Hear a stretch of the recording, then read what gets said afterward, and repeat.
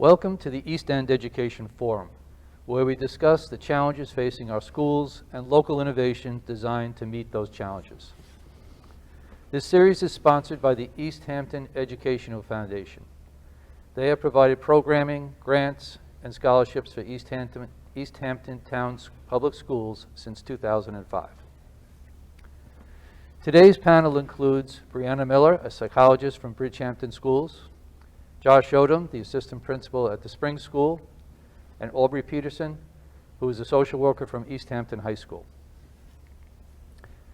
Today we're going to continue our discussion of the silver lining, lessons learned, with a focus on the social and emotional well-being of our staff.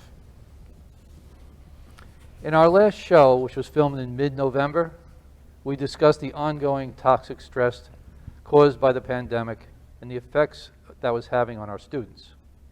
At the time, we were discussing the pandemic as something that was in a past tense. We thought we were, on the downward slope, and it was going to soon be something we talked about in the past. Then came the Omicron variant, spreading rapidly throughout our communities and bringing everyone to a weary state of COVID exhaustion. Our students, their families, the entire community continue to battle the physical and emotional threats that feel like they are grinding us down. Throughout this ordeal, the staff in our schools, clericals, custodians, bus drivers, teachers, administrators, and support staff have been doing their best to provide a safe, nurturing environment in which our students can continue to learn.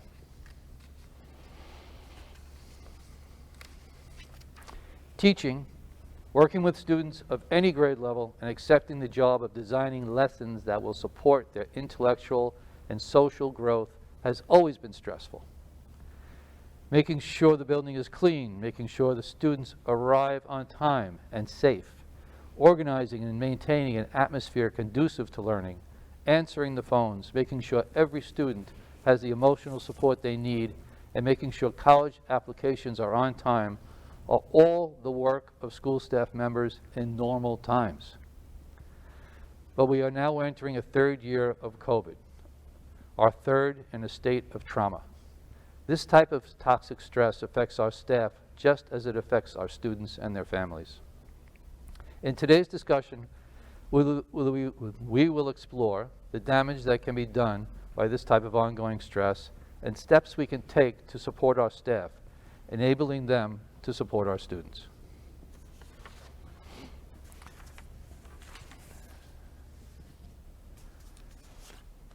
Okay, I'd like to start with the new stressors. I mean, even when we talked in November, we felt like we were at the end and we had gone through some trauma, but now feels even more different than that. So given that shift between when we left the Christmas vacation, the holidays, and came back in November, where everything seemed to change, what are the new stressors that everybody's dealing with now? I would say I think there's a tremendous amount of disappointment to start. I think back in November, back in October, we sort of thought, well, we're going to get to the holidays and the way things were being presented in the media and such, that hopefully we were, going to be moving past this, and then you started to see a decline towards something else. And I think that for a lot of people feel sick and tired of it. And I think that, it's just really disappointing for kids, and their ability to cope and deal with this is probably less than perhaps many adults. And I think that for them, it's that much more challenging to know that we are still in the muck and mire of all this. Yeah, I agree, and I think the idea of going backwards is scary for a lot of people, and a lot of the stressors we see are very much fear-based with dealing with uncertainty, right, and what's going to happen tomorrow. Nobody can tell, and that applies to staff, that applies to students, and everything kind of trickles downhill. So the idea that we could end up in a place where we were last year is not something anyone wants to entertain, but we're forced to face it fairly often, I think. Yeah, there's still so much unknown, and students thrive on consistency. and we just haven't had it. So it's tough to, when we talk about social emotional learning, to really learn the skills and implement them is really hard to do with such inconsistency.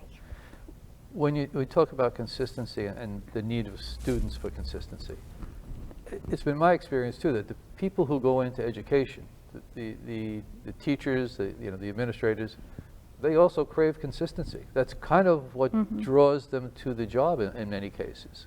So how is the staff? How's the staff coping with that unknown, that inconsistency?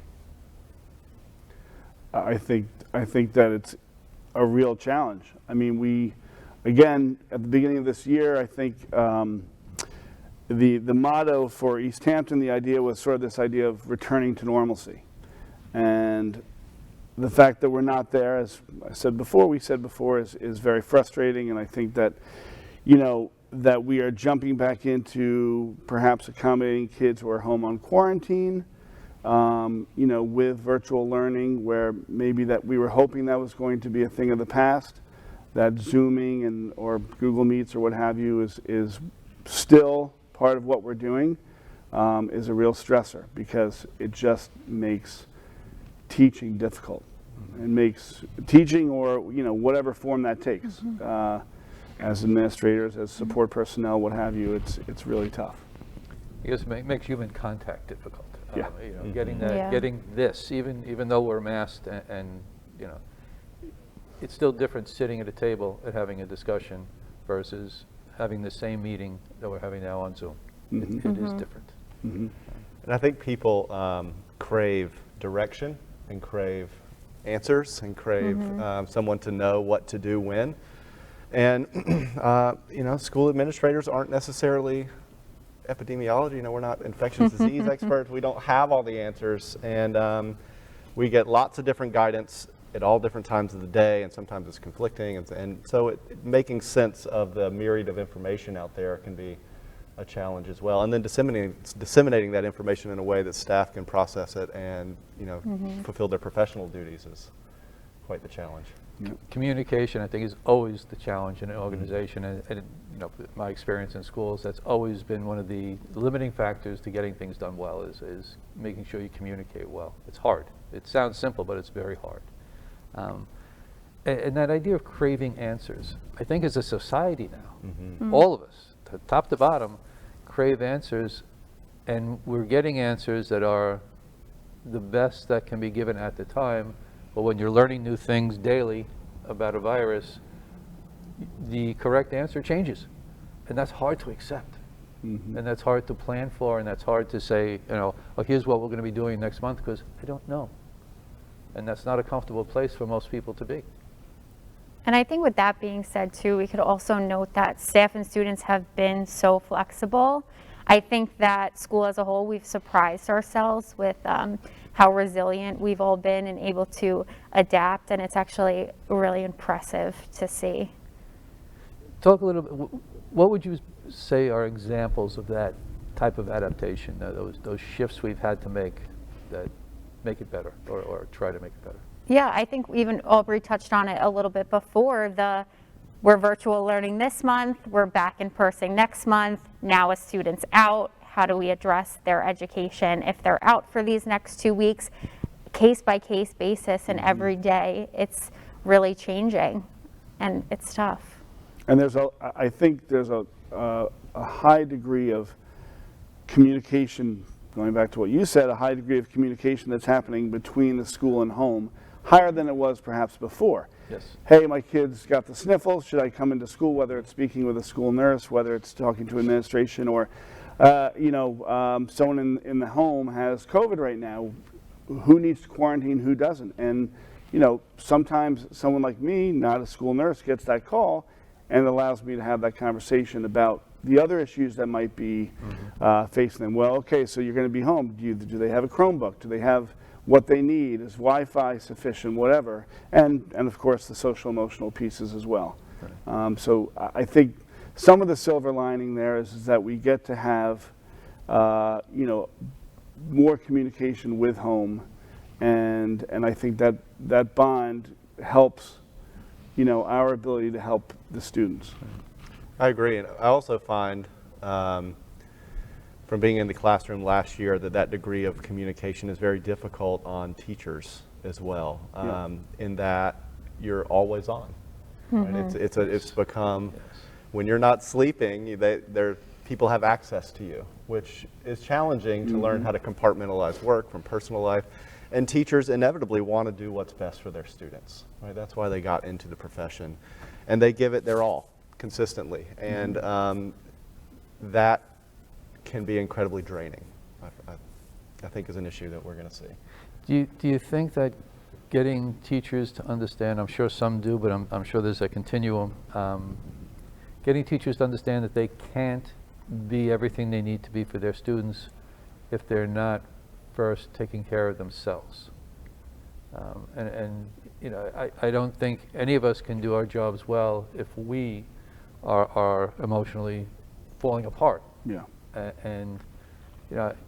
I see that as something that has to be happening in almost all organizations, and I'd say multiply that tenfold for schools.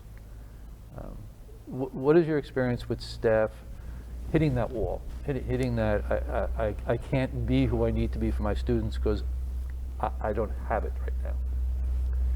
I think, as a school leader, how we treat staff, we have to treat staff the same way staff treats their students, which is with compassion and understanding. And when people have extenuating circumstances in life, flexibility is absolutely the key to accommodate those individuals in any way we can, because they need it. Right? Life is there's so many directions that it's taking us right now. We're being pulled in a lot of directions. So I think that's the key, is to extend that to staff just as we do to families and students.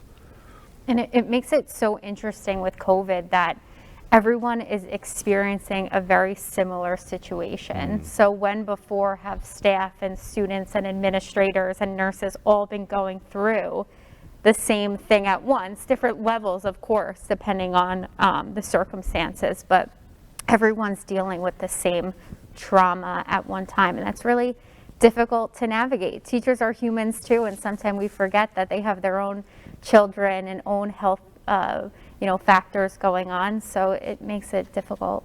And it's a really, this whole idea of if you don't feel well, stay home. Yes. I mean, we want to push through that, generally speaking, to say, well, the kids need me, I need to be at work and those kind of things. And if you have, the sniffles, now you're being told to stay home. That's tough, but at the same time, maybe that's your day to recuperate. Even if you don't feel the worst, it's a moment to take time and to rest and do what you need to do to recharge yourself. Because I think the idea of burnout is there. I think probably there are lots of people who are feeling the way they do in June, maybe now. Sure. Yes. Yeah. Yes. So it's really important to take stock of that and take care of yourself. I mean, what you said, you can't help others unless you're helping yourself, taking care of yourself.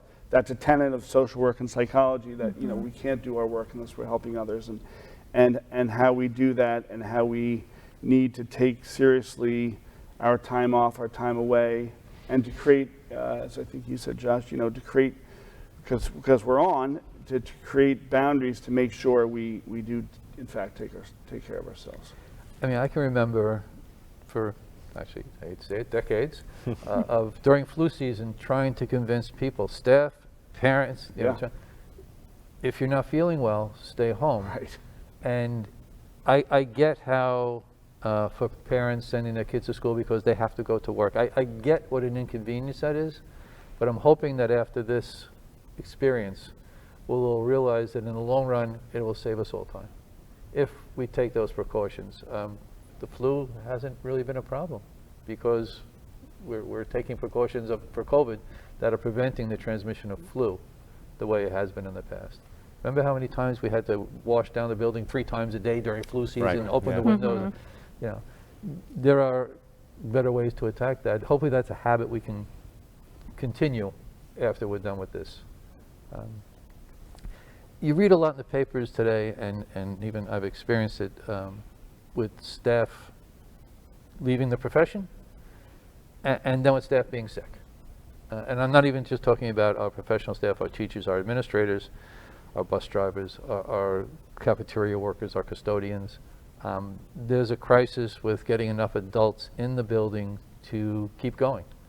How has that affected the daily routine in schools and everybody's ability to cope? Staffing's a tremendous problem right now, tremendous. Substitutes are difficult to find. A lot of classes have to be covered internally, whether that's through reassigning teachers' assistants or reassigning support staff or reassigning administrators to teach classes, or, you know. Explain to the audience what that means, because for all of us that makes sense, but Sure. What does that mean to for a parent, to give a picture of what this means in the classroom? Yeah, so typically in a typical year we would have you know, a teacher called in sick and there's a substitute available to cover that classroom for the day. Now, without those substitutes available, we have to cover classrooms on a period by period basis. So that might mean a teaching assistant from first grade covers third and fourth period of a fifth grade classroom, and then an administrator steps in for sixth and seventh period, and then you have maybe a colleague from down the hall who has a prep period who steps in for that last period of the day. So it's difficult. There are, you know, bodies in the room, but it creates a consistency issue for those students throughout the day. It is not the best model, but it's almost a little bit of a survival model at the moment. And it's so covering these taxing. classes. It's so taxing on administrators and administrative assistants who are trying to fill those slots. You know, at 7 in the morning when they've just found out that this many teachers are not showing up because they're home with COVID or what have you, and it's just really, really taxing. And then to go, you know, I've been in classrooms where I've covered, and I'm not teaching, so that's loss of instructional time. And again, silver lining, you know, that this idea that teachers can post on the Google Classroom what needs to be done, so there is the opportunity for learning, but it's not with the teacher right there, which is it's tough. Right. Well, I mean, job one, before we worry about teaching, is making sure everybody's safe. So getting an adult in the classroom to supervise, and that's often all we can accomplish at this point, which is the minimum. And you're right. Luckily, we have Google to deliver some instruction. Again, something we hope will continue afterwards when a teacher is sick. They'll still be able to interact with the class, but it's not the classroom experience we really want. I think that's a good point too, because those digital tools, Google Classroom, you know, kind of our face-to-face tools that we've incorporated as well, are tremendous. They're tremendous resources. Google Classroom, to have that ability, talk about family communication, parents can see what's going on in the classroom. If a student's absent, they have immediate access to that information. However, it's a stopgap. It's not, you know, the core tenet of good teaching is building relationships, and that's difficult to do through a computer screen, as we've all seen for the past few years. So, but that is a little bit, if we're talking silver linings, that tool in particular, having that material available at all times is quite useful, I would say. And I think that can relate to, you know, the counseling piece as well. We've had certain counselors out, and there's a situation with a student, and I can support, but I don't know the student as well as, say, another counselor who's out, so I can quickly set them up with a Google Meet link and connect the counselor who's home quarantined to a student in need, which is so beneficial. And it's just about adapting and being able to think on your feet, and everyone to be flexible and set those opportunities up virtually when we can.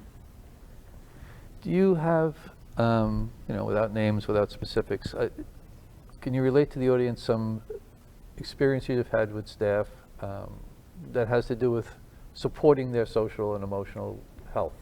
I'm sure people come to the three of you as leaders in the school with their concerns, their personal concerns, their concerns for the students. But do you have any little vignettes you could share about how it's been lately, especially since the holidays? This last stretch, which I think has been extremely tough. I think it goes back to before compassion, flexibility, letting people know that. And then also, you know, encouraging people, like if you're not feeling well and you're out of school, like please take that time to really take care of yourself. Because, you know, teachers will go above and beyond. They always do. And they will continue to work and work and work. And so it is important to communicate you are doing enough, right?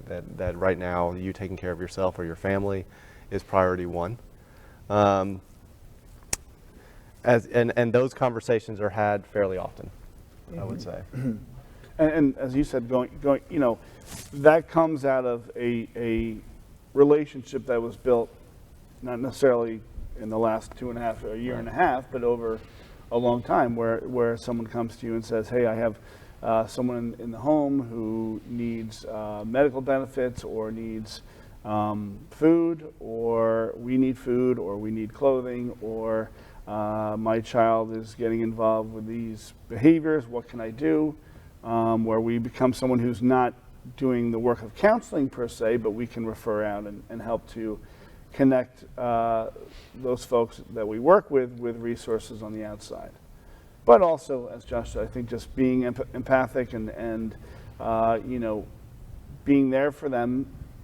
Sharing does happen, and we all have our own individual relationships with different people in the school, and those things are just organic. They just happen because we've been together for a long time or what have you.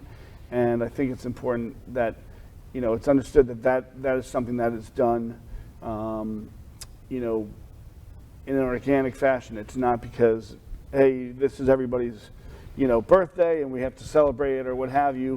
Right. It's my close colleague's birthday. I'm going to, you know, wish them happy birthday, check in with them, see how they're doing. And again, it's, you know, as a helping professional, it's not, I'm not going at it as wearing sort of a counseling hat. It's just support, and that's equally as there's an equal ability for an administrator or anyone else in the building to do the same. You know, there's been multiple times where I've been passing a colleague in the hallway, and the casual, "Hi, how are you?" leads to, "Oh, I'm feeling overwhelmed today," or "This is going on." And so I think just being there to check in and ask people how they're doing gives them the opportunity to get what they need to off their chest and feel like someone's listening so they can move on and feel heard. Do you feel, Brianna, since you're a psychologist, that people tend to come to you and open up a little bit and look for that support? Yeah, there's often times where I'm, you know, sitting at my desk doing paperwork and a teacher pops their head in and says, "Do you have a second?" And of course you do, and you triage things and make it work to, you know, give staff and students that my office is a safe space, shut the door, we could talk about whatever needs to be. I'm there for the staff as much as I am for the students as well. Is there any sort of theme for those conversations, 2 or 3 things that you see repeating themselves constantly as far as the traumas that staff is dealing with? Consistently, it's that feeling of overwhelmment that I get from staff, that when they come down and sit in my office, it's like that type of like, can I just tell you what's going on? Can I tell you what I'm dealing with? That's the overall theme that I see of that, you know, people are tired and it's tough, and some days are harder than others, but sometimes they just need that quick convo, and then, you know, they're superheroes and back to teaching next period. Do you think that conversation, getting them back into the game, are we putting a Band-Aid on it? I mean, is this something that, and I don't know the answer to this, is that something that we need to do something more consistent to help teachers through, to help the adults in the building through? Is that conversation enough? I guess that's my answer. I think oftentimes it is, and you know, it's a case-by-case basis and really depends on the professional who you're dealing with, but a lot of times it just is that supportive conversation, that empathetic piece that we're providing for the staff. A lot of times that is enough, but if it's not, that's communicated, and then we try our best to help each other out in the moment. there are EAPs out there, employee assistance programs. I think the one for our district is administered by our healthcare provider. But you know, you get occasionally emails that talk about stress, talk about the same themes that we're dealing with. We get it from our Teachers Association, and we get it from you know, the state entities that are, you know, so there's a lot of focus on that right now.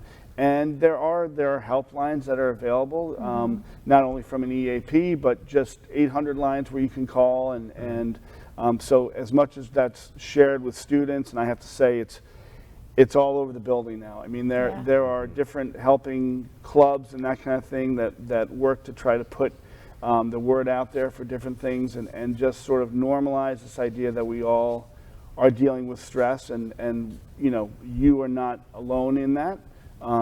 So the idea that there are many different resources out there. Project Hope is one where people can call up and be, you know, referred to for services, or just chat with somebody, or an 800 line, you know, text to help and that kind of thing. There are a lot of things out there, and I think it's part of sort of the lexicon of people's functioning. You know, it's out there, and I think people know about it. And if they don't, you know, we tend to, I think in all three of our positions, we tend to be the people who are disseminating that information. There's also another layer to it that's been a little more apparent throughout COVID, is even staff coming and asking about their own children, which I've experienced as well, looking for that support in-house. I don't think people think of teachers as just regular old people also. On top of all the things we talked about right in the beginning, the responsibilities of the position, they have their own families. They have their own extended families, all worried about this virus. So yeah, that's just, there's a lot of different facets of the professionals in the building that need support right now. And teachers have to come in and be their best self every day, no matter how bad or poorly they feel behind the veil. You know, there are teachers who have lost people to COVID, and to have to come in and put your best foot forward, that's an enormous task. And I think certainly in the building, you know, teachers lean on each other, you know, for support, to just be able to say, hey, I'm having a tough day, but as Brianna said, you got to get back into it the next period. But just to have that break and to feel heard and acknowledged, you know, is really, really important. And even in the best of times, I remember being in front of the classroom and how some days, given what happened in the rest of my life, how hard it was to be that person for those kids. I can even remember days where kids would stop the lesson and say, "Are you okay?" So obviously I wasn't doing a good job at hiding, you know. But yeah, it's tough. It's tough how cool is that a student would reach out to you and say that? And I think that's another topic that you've outlined. But you know, that there are connections, the connections that are made between teachers and students, or people in the building and students, and it can be anybody. That's so important, and it's not just the teachers or the nurse or the psychologist or the social workers or the administrators.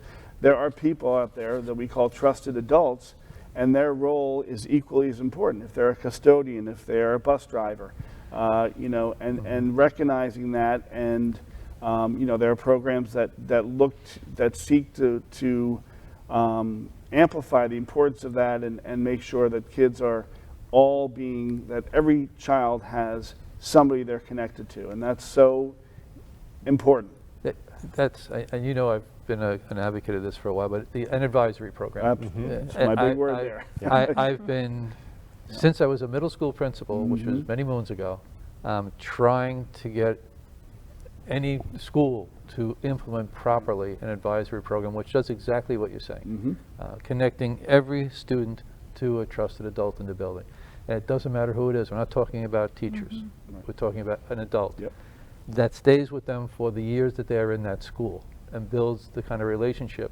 I'm praying that at the end of a group experience like this, that might be one of the things that we realize is important. Students who don't have a connection with one adult in the building are most likely to be our dropouts, to be our problems. They need one person who says, I have your back. and what happens to you every day is important to me. And that's important for all of us, you know, but we can give that to our students. It means making a lot of difficult decisions, like the schedule. That's always been the stumbling block. Where do we fit this in the schedule? We're taking away from academics. Right. No, we're setting a foundation on which academics can thrive. And I'm hoping that this terrible COVID experience can make people rethink the priorities there.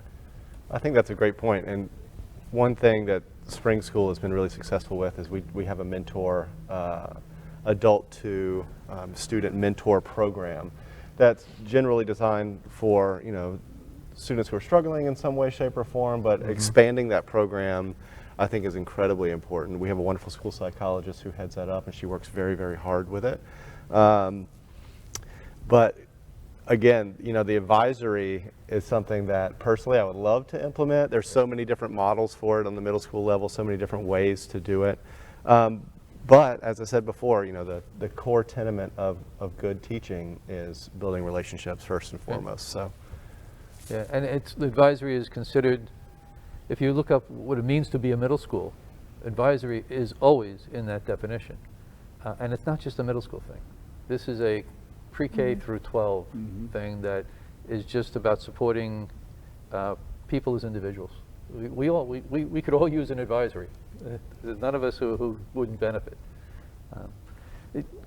Since we're almost there, the shared trauma of the pandemic, the fact that, as you stated before, everybody's experiencing this together, has that had an effect on the student-teacher relationship?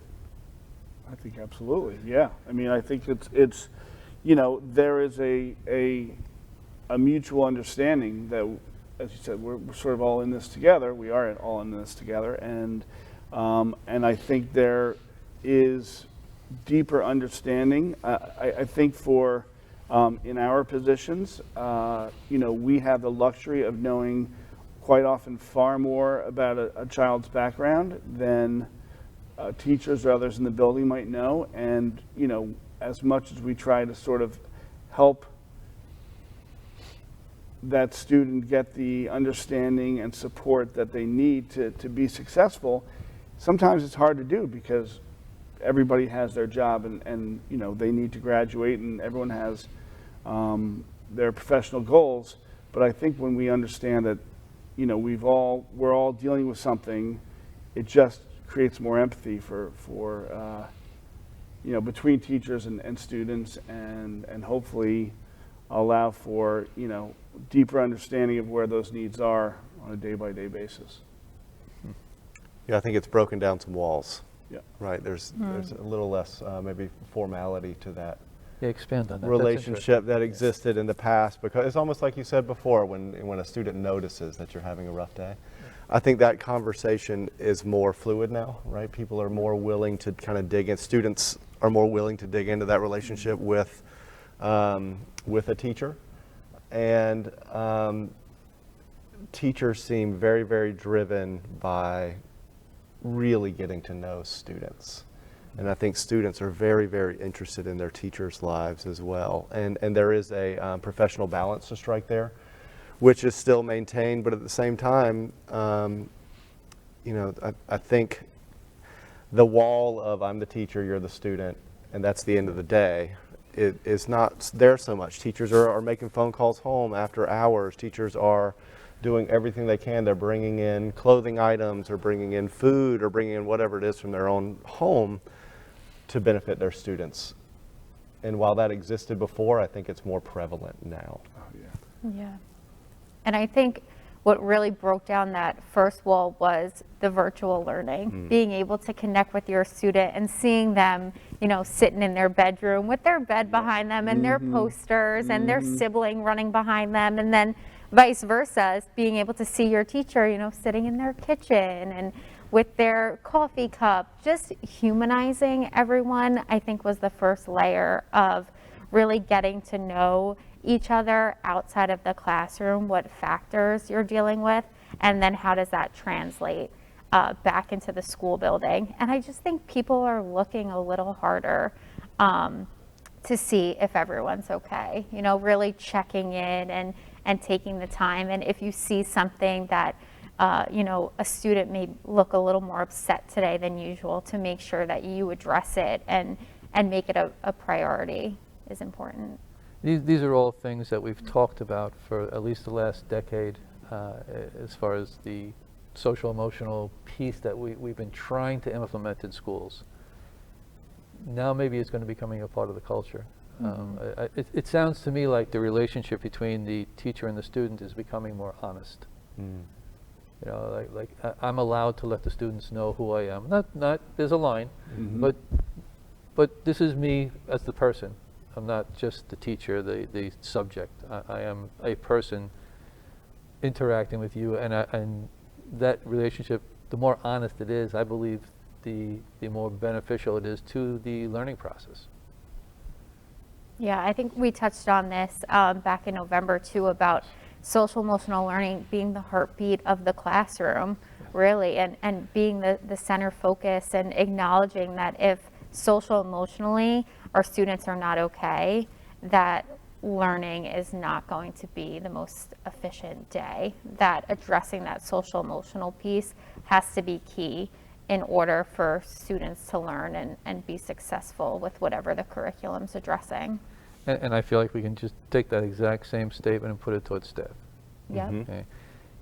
If they are not in a good place emotionally, they can't be their best as far as their professional duties. They can't. That's not how humans function. We have priorities, and our brain is going to work on those flight or fright priorities first. And if you're worried about what's happening with your own children at home, or your spouse, or your mother or father, or yourself, and you're trying to present yourself as the leader of learning, you're not going to be doing your best job unless you're comfortable with all those other pieces. So we know we have to support students in this area. I do think we have to evolve to where we're supporting staff on a regular basis in the same area. For them to be the best selves, we need them to have these kind of supports in place, which I don't know if we do well yet. But I think the fact that we need to is much clearer to everyone. One of the things I've been talking to, and it's been in the papers a couple of times lately, to Mayor Larson from the East Hampton Village. And they have just implemented something where they're mandating that all police officers and dispatchers be evaluated by a psychotherapist every 3 years. It was negotiated with the union. They agreed. I know Mayor Larson would like it to be every year, but this is the first step in the direction. He told me that his reasoning behind it was getting this kind of mental health support should be normal, shouldn't be seen as a problem. People are embarrassed by it. My generation was terrible with this. My generation was like, oh, you would never tell someone if you went to a psychologist. You would never share that with anybody. The younger generation, my children, are like, yeah, you need help, you go get help. And what they're trying to do is make it normal. Everybody goes. Everybody goes, everybody has a conversation. You don't have to participate in the conversation, but you're obligated to go, just like any other mandated training. I do think it should be every year. I do think everyone can benefit. Is this something that you think would be beneficial in schools? Almost any organization, but we're talking about schools. Would you think that's something that would be helpful to take away the stigma of, oh, I'm going to see somebody, and make it just, oh, I'm going to have my discussion with a psychologist, like we all do? Does that sound like something that would be beneficial? I think so, right? I think the amount of stress that people are under right now, especially as we saw, leading up, post-Thanksgiving, leading up to the Christmas break there, as there was so much uncertainty floating around in the air. That was a really difficult time for people, and it still is. So I think providing that resource and making that an understood part of your professional responsibility is to take care of yourself. I don't see very much downside to that at all. I read a statistic recently that said 75% of students who need mental health services receive them in school and school only, which is troubling, that it's only being addressed at the school level.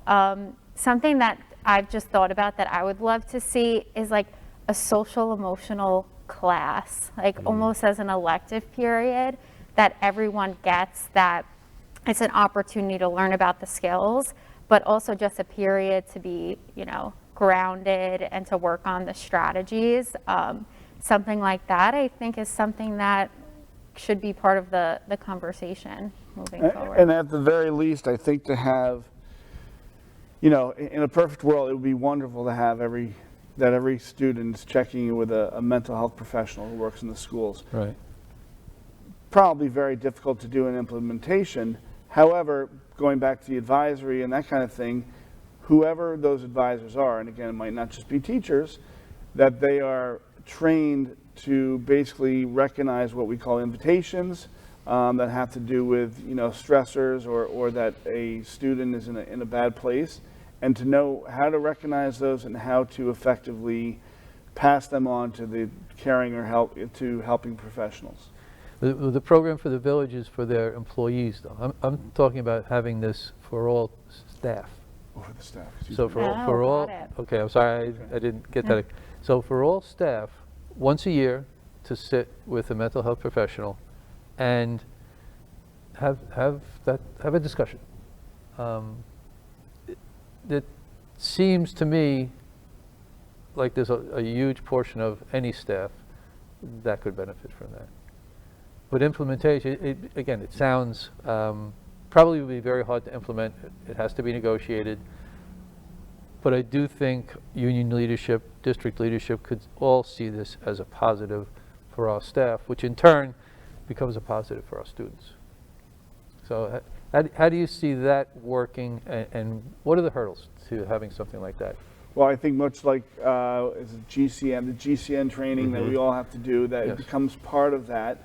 And maybe it's a network of online providers or something where at least there's a touch point there that they can connect. That would be terrific. Yeah. Again, would everyone take advantage of it the same way? No, of course not. Right. But that it's sort of the box is checked, that they've at least had the opportunity, to touch base with somebody is a neat idea.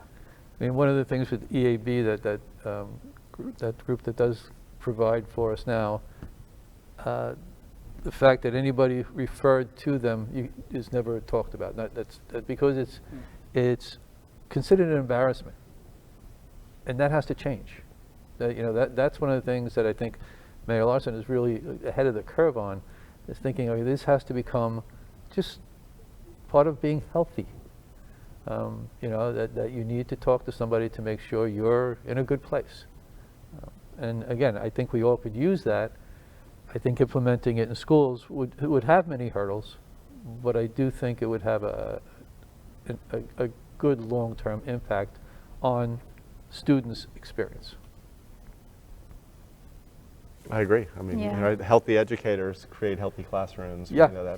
That's a great way to kind of upstream the issue there, I think. Mm-hmm. Yeah, just to take the stigma away from that sort of help and make it just, this is our normal training that we do yearly. I think it's a very an excellent maneuver, an excellent move for the town, the village, and I see it as something that could probably benefit almost any organization.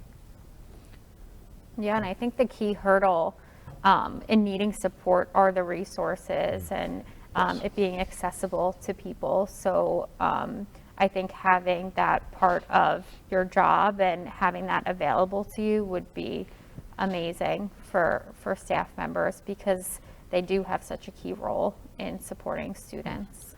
I mean, I could see, just think about the changes in driving a bus these days. Oh, yeah. Having all those students come on and now having to worry about, do they have their masks on? Are they sick? Should I have taken, can I take their temperature before they come on? No, I can't. So there's so much more stress just in driving a bus to get our students to school on time. I can guarantee you that some of the bus drivers who care deeply about every student sitting in those seats, I know some of them very well from delivering lunches at the beginning of COVID, they care. And that has to start wearing them down. There have to be days when, I don't want to do this. So I do think that, having some place to go to talk. And it's a bit of a Pandora's box because, of course, in looking at that and inviting, the knowledge of how many people might need support, Yes. we are already taxed and challenged out here as to how much support is available to people, and I think that's something that is an age-old, issue that we've had out here, not only being geographically isolated, but bringing professionals out here who can treat people, and so it probably comes down to, again, using technology as a way to address it. I mean, I know that some states are now starting to okay, virtual sessions, that they're okay to be, reimbursed by insurance and that kind of thing. And I think that's going to have to happen, because certainly out here and in other places that are geographically isolated,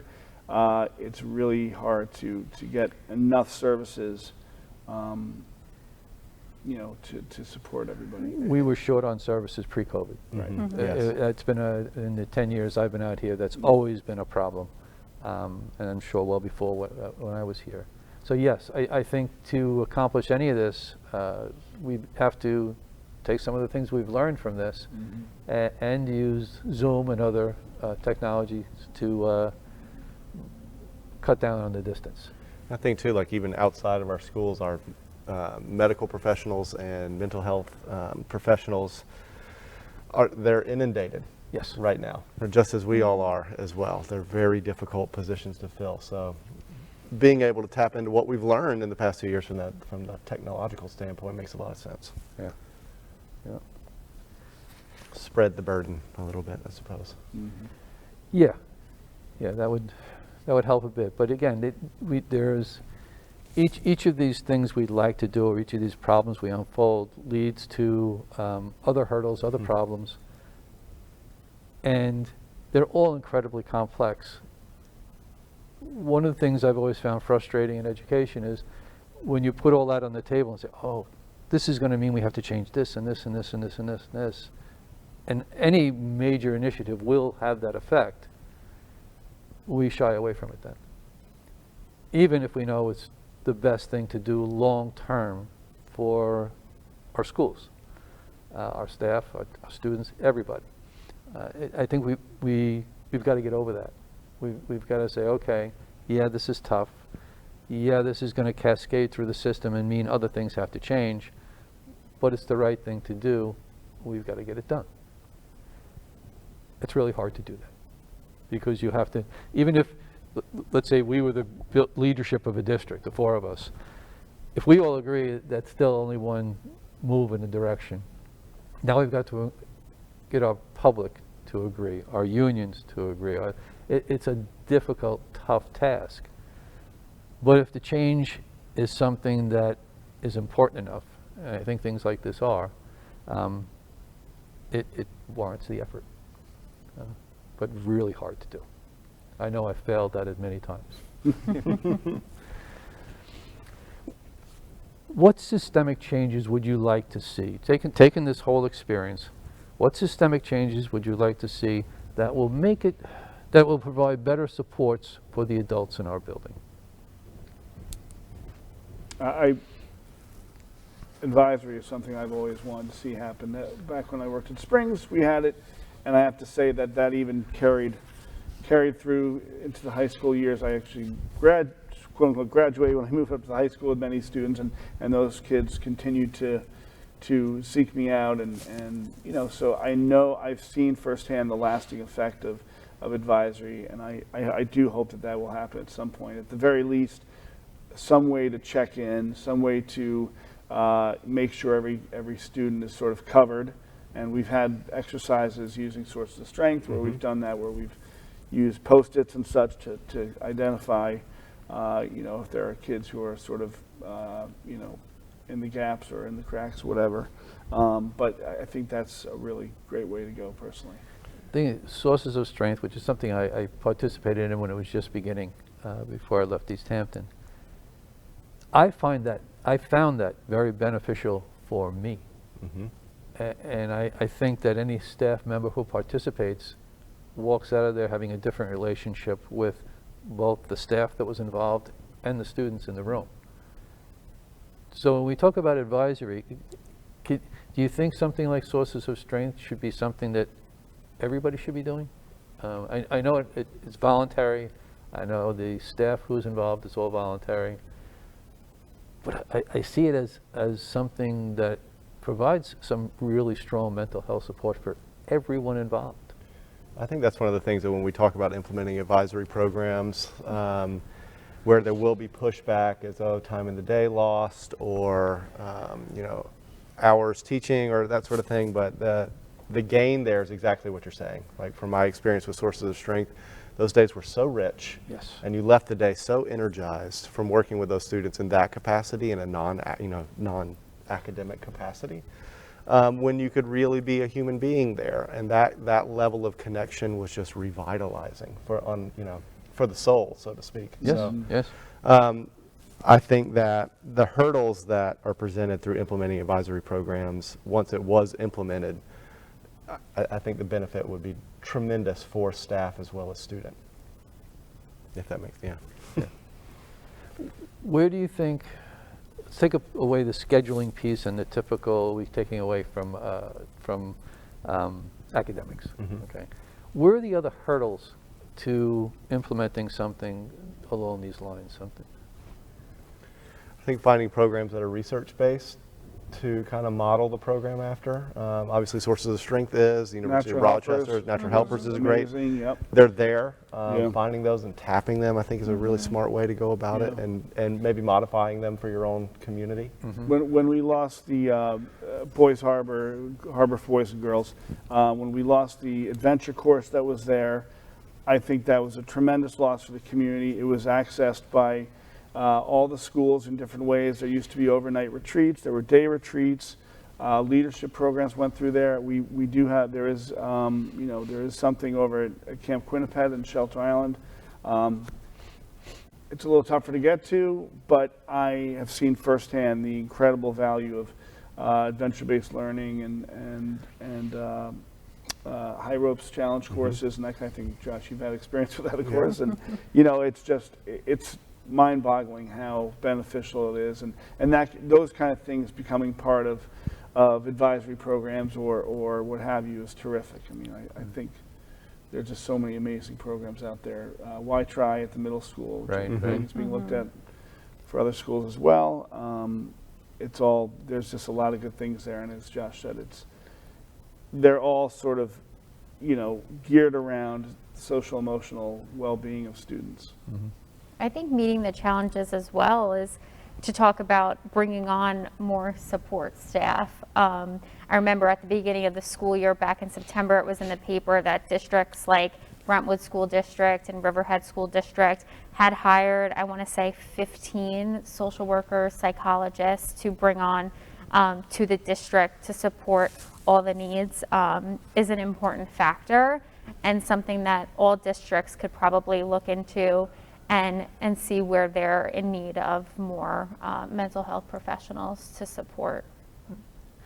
Now, we're talking about, again, adding something to a teacher's plate, okay? Which, again, a systemic problem with education is we add, we don't take away. So for something like this to work means unions have to, first of all, see the benefit and be behind it, but then have to make sure that it's doable, that it isn't just another add-on to a teacher's day, that there's some give somewhere. And I think the resource that we struggle with the most in education is time. Absolutely. People think, oh, they only teach 5 periods a day, or you're only on duty 5 periods a day.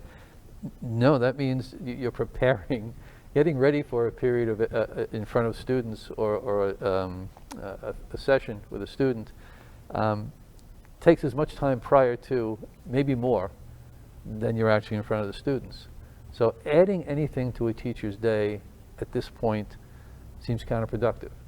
So what we have to think about is, if we're going to be putting on additional responsibilities, additional student interactions with teachers, what are we going to take away? And that's going to cost money, but we have to convince people that it's a worthwhile investment. And I think that's one of the many hurdles that would have to be, overcome. But I think it's doable.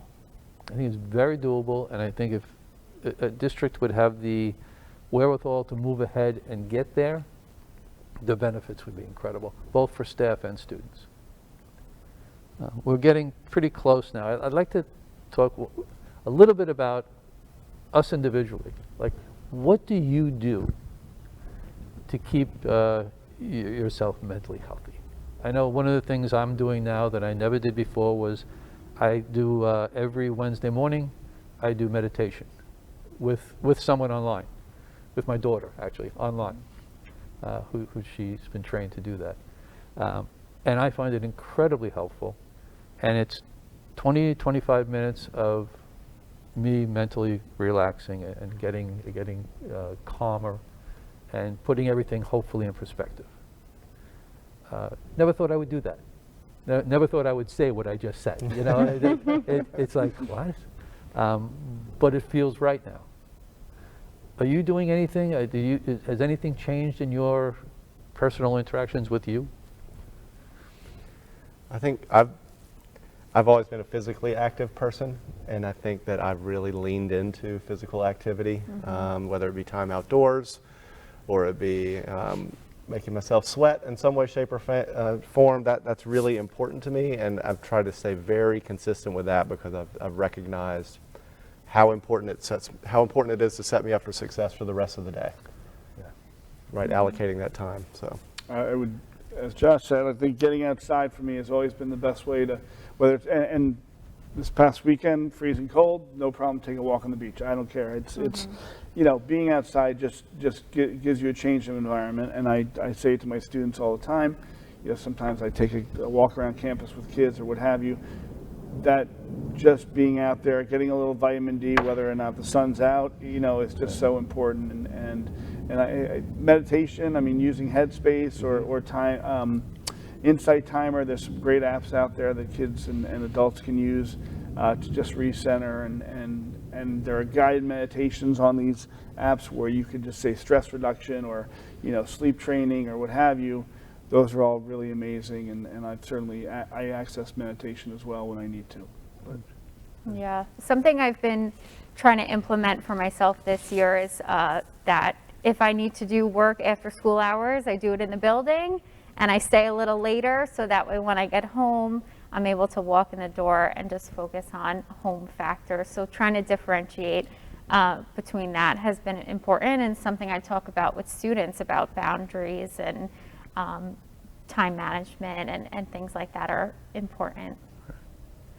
Well, we're out of time.